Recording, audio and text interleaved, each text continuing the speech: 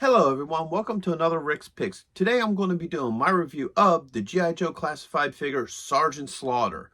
And what I'm going to do is I'm going to look at him in box first, then I'm going to take a look at him and his accessories, and then I'm going to let you know what I think of the figure. So, if you do like this video, go ahead and hit that thumbs up, and if you want to see more, hit that notification bell. So, without any further ado, let's get to the review. So here we have Sgt.Slaughter in box. Now, the thing you're going to notice right off the bat is he doesn't have a clear front that allows you to see the figure. It has this nice piece of artwork showing comic book Sergeant, cartoon Sergeant, and the figure, which is kind of cool. But this might be a bummer for any of you collectors that like to keep them in box, because now you can't show off the figure because you can't see it. You only have this art. So I guess it's a matter of opinion whether you like to change, because before they all had the clear front so you can see the figure, accessories, and what have you, and this is the new thing that Hasbro's doing with these figures. So we spin him around this way. You got his stats and what number he is. Spin him around again. You have a look at the figure and all his accessories, his stats again, all your legal, and then him in pose, which is pretty nice. And then you have this really nice piece of art. I like this picture of him. That just looks really cool. You have the sky strikers in his glasses, so that's pretty neat. And then you got the top, which has his number and the G.I. Joe star. And of course the bottom, you have your legal. So without any further ado, let's get looking at him. Okay, so here we have Sgt.Slaughter out of box. He's a really good looking figure. Let's give him the rotation.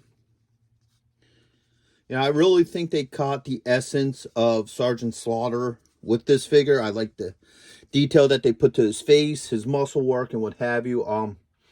For those of you who don't know, Sgt.Slaughter is actually a real person. He is he was a WWF wrestler. I think it's now called the WWE. So he used to be a wrestler, and then they winded up putting him into the G.I. Joe lore and making him a character. Now, it isn't the first time they did that. They did it with a couple other people. Like the Refrigerator had his own character.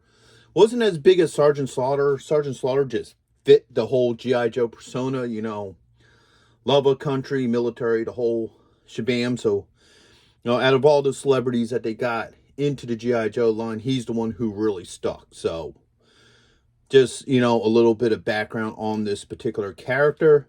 Let's go through the points of articulation. His head is on a ball joint and neck. He has a shoulder joint, a bicep joint, a double elbow joint, a wrist joint.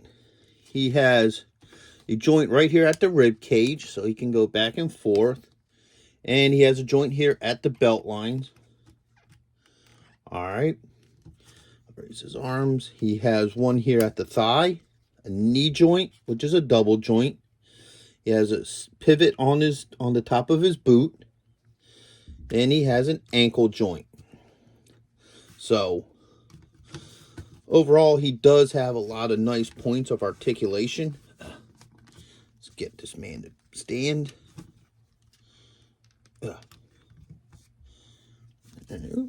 Looks a little cockeyed. So, boom, there we go. Let's start going through what he comes with. So first off, he comes with his signature whistle, because basically what he is he's a drill sergeant, so he needs his whistle. And that just goes right on just like that. And straighten this guy up a little. There we go. He has his iconic sunglasses, and they just fit right up on to his head. Now, be careful with the sunglasses. They do fit over the ears pretty well, but there's nothing other than his ears holding them on.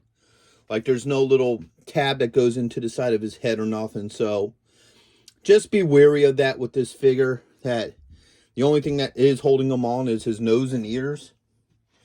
He has his sergeant's hat, which just fits on real nice, just like that. All right.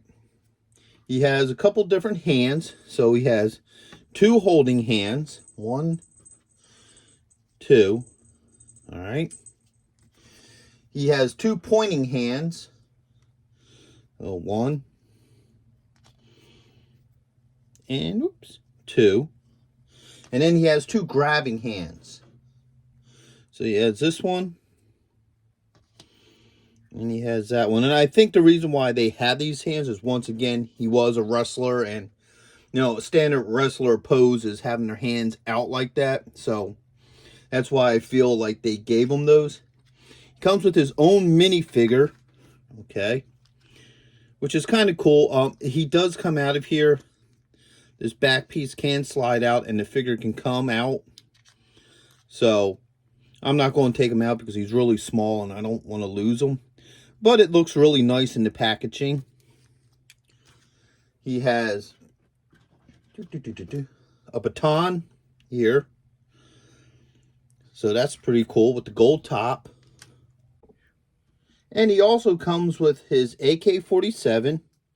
All right, this comes with a banana clip that just fits right nice in here, just like that.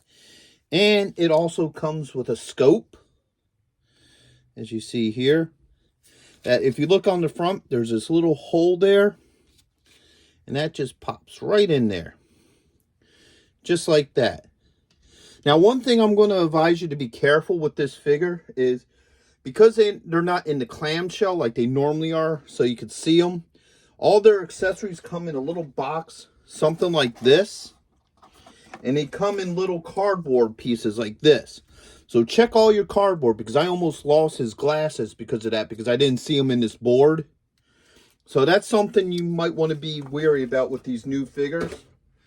And once again, on the box, it does show everything that he comes with. So I would highly advise, if you do pull your figures out, just check this and make sure that you got everything, because the last thing you want to do is throw away a box or some, you know, scraps of cardboard or something and lose a piece because you didn't see it. Like I said, I almost lost his glasses. So that's just a little, you know, word of advice from me to you.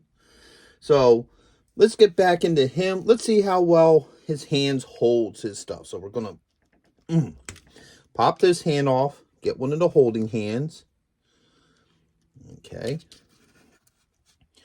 Put that on. Just fits in there nicely. Take this one off.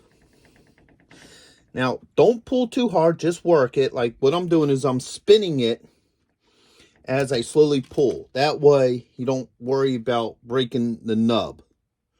So let me get his other holding hand.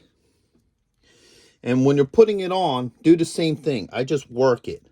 So I twist back and forth and boom, it goes in very nicely. Put him back on the stand. All right, first let's see how well he holds his baton. All right, just slides in there.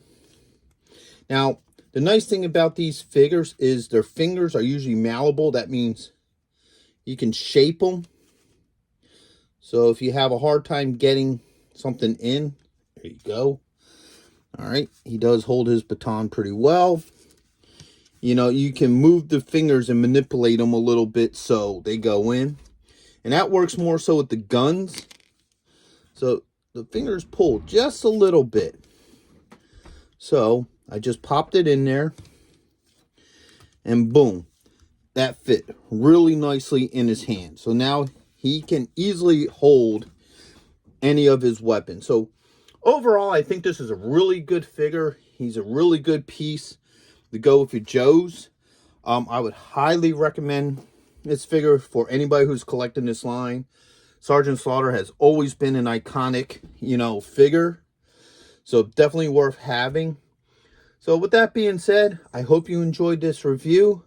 If you did, go ahead and check out some of my other G.I. Joe classified reviews. I do have a playlist for them. And until then, see you guys in the next one. Late. Thank you for watching this video. If you did like this video, do me a favor, you know, hit the like button, subscribe, share it with friends, hit the notification bell so you can see more content, and always leave a comment. I'm always happy to hear from you. And check out my Patreon page where I have things that you won't see, on this normal page. So once again, thank you for watching this video, and I hope to see you in the next one. Later.